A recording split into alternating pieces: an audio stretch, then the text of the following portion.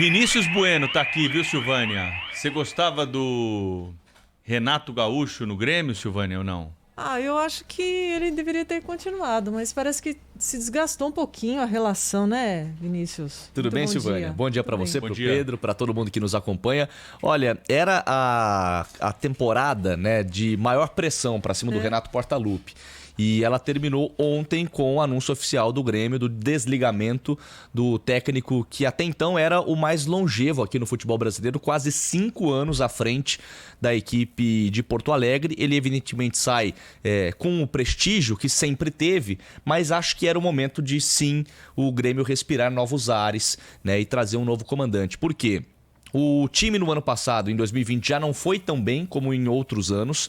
E logo no início da temporada, ser eliminado na fase preliminar da Libertadores por Independiente Del Valle, colocou em xeque esse trabalho do Renato Gaúcho, que é o maior profissional da história do Grêmio, conquistou a Libertadores não só como atleta, mas também como treinador, teve um amplo domínio sobre o arquirrival no Clássico Grenal em 20 jogos, só 3 derrotas, e ele sai com uma Libertadores da América no currículo como treinador, uma Copa do Brasil, uma Recopa Sul-Americana e 3 campeonatos estaduais.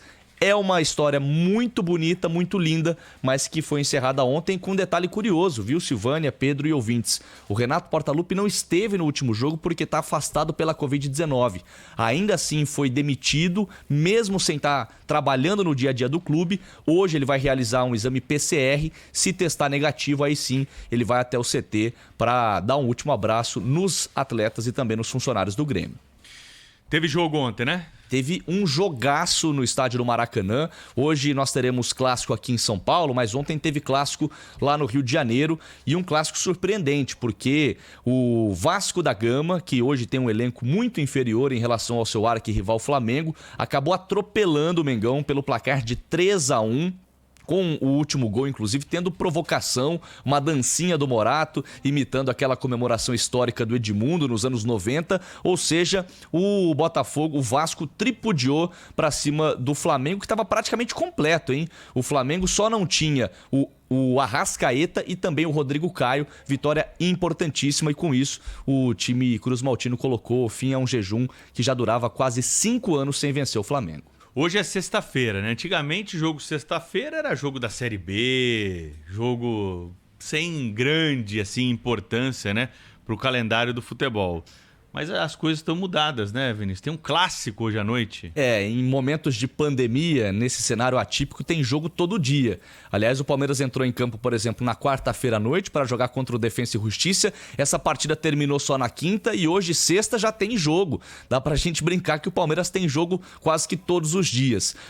Hoje tem duelo no Allianz Parque, clássico Choque Rei, Palmeiras e São Paulo se enfrentam. O Verdão, evidentemente, vai poupar os seus titulares em função dessa maratona desgastante de jogos. Nos próximos 25 dias serão 12 partidas do Verdão e o São Paulo embalado, depois de vencer no meio de semana o São Caetano, poupando titulares com atletas reservas. Hoje vai a campo com força máxima. Transmissão mais do que especial aqui na Rádio Bandeirantes a partir das 8 horas da noite, o Concentração, e a bola rolando com a narração do Ulisses Costa.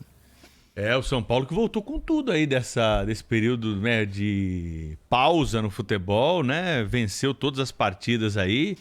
E vamos ver como é que vai enfrentar o Palmeiras agora, que retorna para o Paulistão depois de 2 disputas aí de outros torneios, né, Vinícius Bueno? Até porque dá pra gente dizer que o Hernan Crespo melhorou e muito o trabalho que vinha sendo feito pelo Fernando Diniz.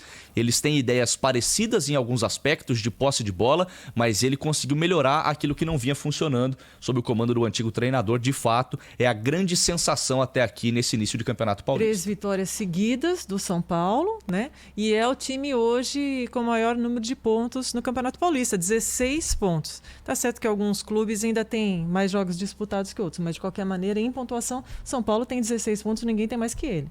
E rodando bem o elenco, né? A gente, inclusive, já deixou claro que essa última vitória no meio de semana, contra o São Caetano no Morumbi, foi poupando titulares, foi colocando a molecada para jogar. Ou seja, é um time que vem vencendo, vem somando pontos, mas também rodando o seu elenco e encontrando alternativas interessantes dentro desse grupo.